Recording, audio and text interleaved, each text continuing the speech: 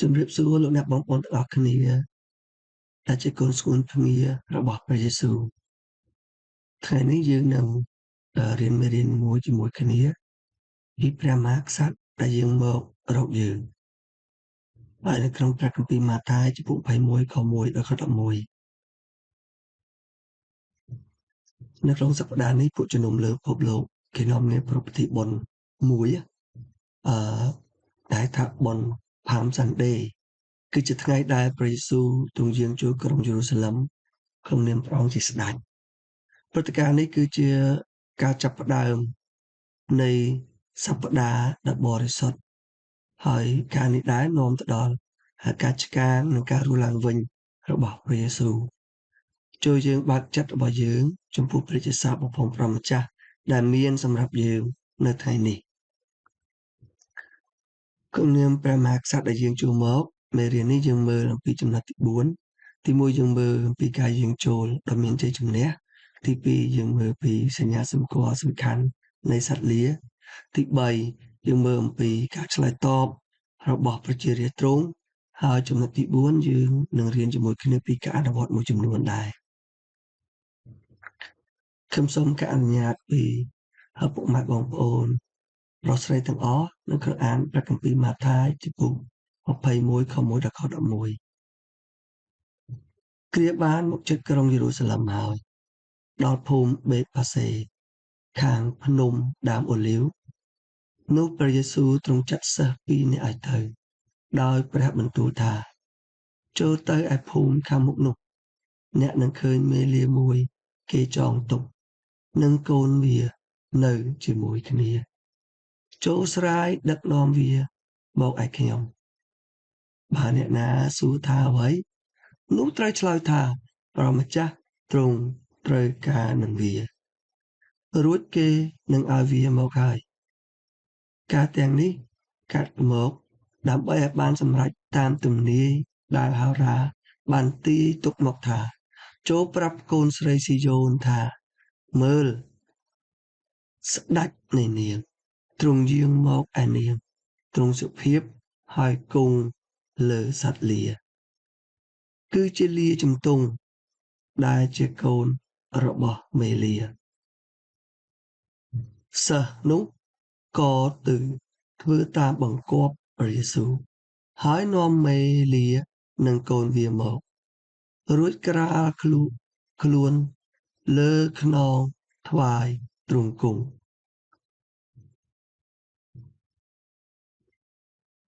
វងមនុស្សស្ទើរទាំងអស់បានក្រាលអាវខ្លួននៅលើផ្លូវខ្លះក៏កាប់មែកឈើយកមករាយតាមផ្លូវផងហើយបណ្ដាមនុស្ស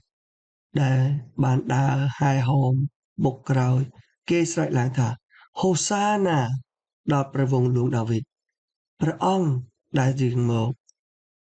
ដោយនៅព្រះនាមព្រះអម្ចាស់ទ្រង់ប្រកបដោយព្រះពរហូសាណា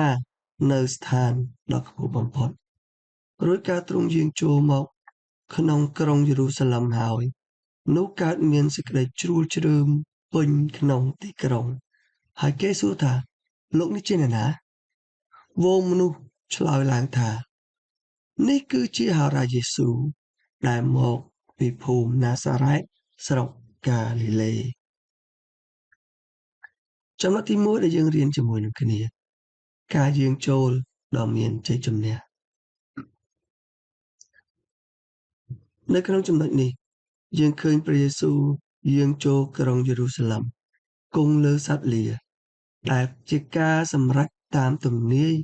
របស់ហោរាក្នុងខព្រះគម្ពីរសាការីចំពុក9ខ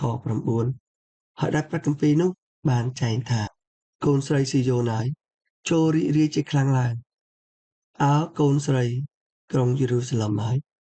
ចូលស្រែកហូចុះមើលស្ដេចរបស់នាងទ្រង់យាងមកឯនាងទ្រង់ជាអ្នកសុចរិតហើយមានជ័យជំនះទ្រង់ក៏សុភាពហើយគង់លើសត្វលាជាលាជំទង់ជាកូនរបស់មេលាបណ្ដាជនបានស្វាគមន៍ទ្រង់ដែលស្រែកថា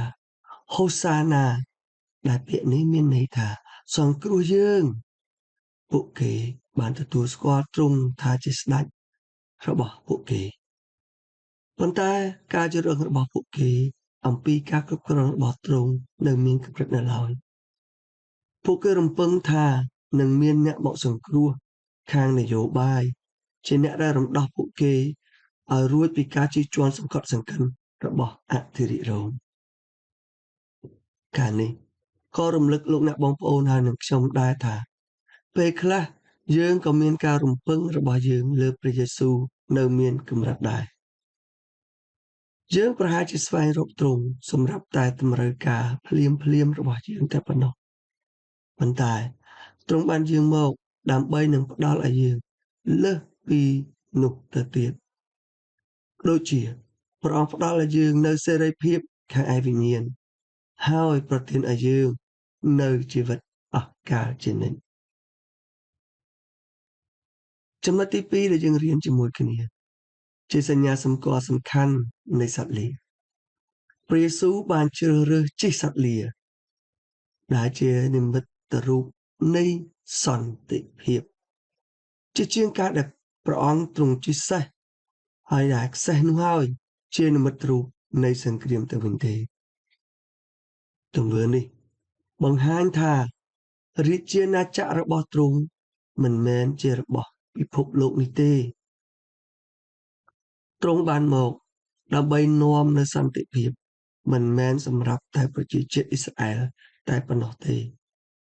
ប៉ុន្តែមនុស្សជាតិទាំងអស់រួមទាំងលោកអ្នកបងប្អូនហើយនិងខ្ញុំផងនៅក្នុងជីវិតរបស់យើងតែងតែស្វែងរកអំណាចនិងការគ្រប់គ្រងក៏ប៉ុន្តែព្រះយេស៊ូវទ្រង់ហៅយើងមកឲ្យយើងបន្ទាបខ្លួនហើយនឹងបម្រើវិញហើយលោកស្វៈប៉ូលបានរំលឹកយើងនៅក្នុងព្រះគម្ពីរហ្វីលីបជំពូក2ខ5ដល់ខ7ថាត្រូវតែមានគំនិតដូចជាព្រះគ្រីស្ទវិញព្រះគ្រីស្ទយេស៊ូវវិញដែលទោះបាទទ្រង់មានរូបអង្គជាព្រះក៏ដោយគង់តែមិនបានរាប់សេចក្តីស្មើនឹងព្រះនោះទុកជាសេចក្តីដែលគួរកាន់ខ្ជាប់ឡើយគឺទ្រង់បានលះបង់ព្រះអង្គទ្រង់មកយករូបភាពជាបាវបម្រើវិញព្រមទាំងប្រសូតមក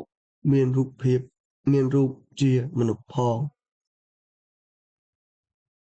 ចំណុចទី3ដែលយើងរៀនជាមួយគ្នាគឺការឆ្លើយតបរបស់ប្រជារាស្ត្រទ្រង់វងមនុស្សក្រាលអាវធំនិងធាងចាករបស់ពួកគេជាសញ្ញានៃកិត្តិយសនិងការគោរពពួកគេទទួលស្គាល់ព្រះយេស៊ូវថាជាព្រះមេស៊ីប៉ុន្តែมันបានប្រមាណថ្ងៃក្រោយទេលោកអ្នកបងប្អូនហើយមានមនុស្សជាច្រើនគេបានប្រឆាំងនឹងព្រះអង្គដោយនាំគ្នាស្រែកឡើងថាឆ្កាងវាទៅនេះជាមេរៀនដែលយើងរៀនជាមួយនឹងគ្នាអំពីភាពទន់ខ្សោយរបស់ចិត្តមនុស្សគឺជាភាពទន់ខ្សោយរបស់ចិត្តខ្ញុំហើយនឹងចិត្តរបស់លោកអ្នកបងប្អូនយើងសួរខ្លួនយើងថាតើយើងពិតជាបដិញ្ញាចិត្តតាមព្រះយេស៊ូវឬគ្រាន់តែសរសើរទ្រង់នៅពេលដែលដំណើរការអ្វីៗក្នុងជីវិតរបស់យើងប្រកបដោយភាពរលូនហើយនឹងល្អប្រសើរឬអីនៅក្នុងគ្រាសាកល្បងតើយើងនឹងស្រែកនៅតែប្រកាសថាទ្រង់ជាស្ដេចរបស់យើងដែរឬទេថ្ងៃនេះខ្ញុំសូមជូននៅការអនុវត្ត3ចំពោះលោកអ្នកបងប្អូនហើយនឹងខ្ញុំផងដែរទី1ការទទួលស្គាល់ព្រះគឺជាការទទួលស្គាល់ព្រះយេស៊ូវជាស្ដេចគឺយើងលើកតម្កើងទ្រង់នៅគ្រប់ផ្នែកនៃជីវិតរបស់យើងនៅគ្រប់ពេលវេលានៃជីវិតរបស់យើងមិនថាពេលណាឬក៏កន្លែងណាឬក៏ចំណែកទូចមួយណានៅក្នុងជីវិតរបស់យើងឡើយគឺយើងត្រូវហ៊ានទទួលស្គាល់ទ្រង់នៅក្នុងគ្រប់ទាំងផ្នែកនៃជីវិតរបស់យើងទី2នៅក្នុងការអនុវត្តផងដែរគឺការអបអរសាទរនៅភាពរៀបទៀបព្រះយេស៊ូវបានយកនិស្ស័យជាមនុស្សហើយស្ដាប់បង្គាប់ព្រះវរបិតាចុះចូលព្រះវរបិតា រហូតដល់ទីវរណៈដែលការនោះទុកជាគំរូដល់លោកអ្នកបងប្អូនហើយនឹងខ្ញុំអំពីការបន្ទាបខ្លួននៅចំពោះព្រះអង្គដែលព្រះអង្គហៅយើងមកសម្រាប់តែការបន្ទាបខ្លួនហើយនឹងការបម្រើនេះឯងទី3នៃការអនុវត្តផងដែរគឺយើងស្មោះត្រង់នៅក្នុងការសរសើររបស់យើងសរសើរព្រះអង្គនៅពេលដែលព្រះអង្គទ្រង់ប្រទានពរឲ្យយើងហើយយើងអធិដ្ឋានទៅចំពោះព្រះអង្គនៅពេលដែលយើងជួបបញ្ហាឬយើងប្រឈមនឹងការសាក់លបងណាមួយនោះហើយគឺជាអ្វីដែលយើងគួរតែអនុវត្តនៅក្នុងជីវិតរបស់យើងថ្ងៃនេះខ្ញុំសូមអំពាវនាវលោកអ្នកបងប្អូនឲ្យធ្វើសកម្មភាពមួយចំនួនជាមួយនឹងខ្ញុំគឺនៅពេលនេះឲ្យយើងរៀបចំដួងចិត្តរបស់យើងសម្រាប់សប្តាហ៍បរិសុទ្ធនេះខ្ញុំសូមលើកទឹកចិត្តអ្នកបងប្អូនឲ្យចំណាយពេលវេលាពេញមួយសប្តាហ៍នេះដើម្បីឆ្លុះបញ្ចាំងមើលអំពីទំនាក់ទំនងរបស់លោកអ្នកបងប្អូនជាមួយនឹងព្រះយេស៊ូវគ្រីស្ទសូមចំណាយពេលវេលានៅក្នុងការអធិដ្ឋានចំណាយពេលវេលានៅក្នុងការអានព្រះគម្ពីរហើយសូមឲ្យព្រះវិញ្ញាណបរិសុទ្ធទ្រង់បើកសម្ដែងឲ្យឃើញនៅកន្លែងដែលលោកអ្នកបងប្អូនហើយនឹងខ្ញុំដែលត្រូវតែចោះចាញ់នឹងទ្រង់នោះដែរលើកពីនោះទៅទៀតខ្ញុំសូមអញ្ជើញលោកអ្នកបងប្អូនផ្សេងទៀតផងដែរហើយនឹងបងប្អូននឹងខ្ញុំក៏យើងទាំងអស់គ្នាអញ្ជើញអ្នកផ្សេងទៀតឲ្យទទួលបាននូវបទពិសោធន៍ពីសេចក្តីស្រឡាញ់របស់ព្រះយេស៊ូវគ្រីស្ទផងដែរសូមចែកចាយរាជសារនៃសេចក្តីសង្ឃឹមរាជសារនៃសេចក្តីសង្គ្រោះជាមួយនឹងអ្នកដែលនៅជុំវិញខ្លួនយើង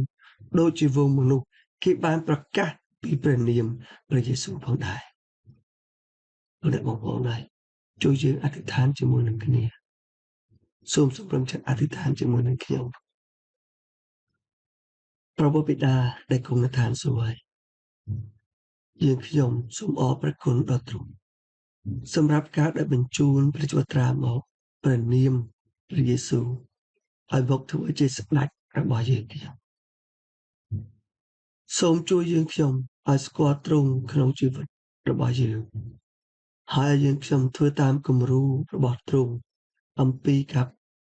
បន្ទាបខ្លួនអំពីភាពរៀបរៀបហើយនឹងការបម្រើរបស់ព្រះអង្គសូមឲ្យយើងខ្ញុំស្មោះត្រង់នឹងការសរសើររបស់យើងខ្ញុំហើយចែកចាយសេចក្តីស្រឡាញ់របស់ព្រះអង្គជាមួយនឹងអ្នកដទៃផងដែរយើងអធិដ្ឋាននៅក្នុងព្រះនាមព្រះយេស៊ូវគ្រីស្ទអាមែនសូមអរគុណលោកអ្នកបងប្អូនដែលបានស្ដាប់ព្រះបន្ទូលព្រះអង្គថ្ងៃនេះសូមឲ្យព្រះប្រទានពរលោកអ្នកបងប្អូនទាំងអស់គ្នាក្នុងព្រះនាមព្រះយេស៊ូវគ្រីស្ទអាមែន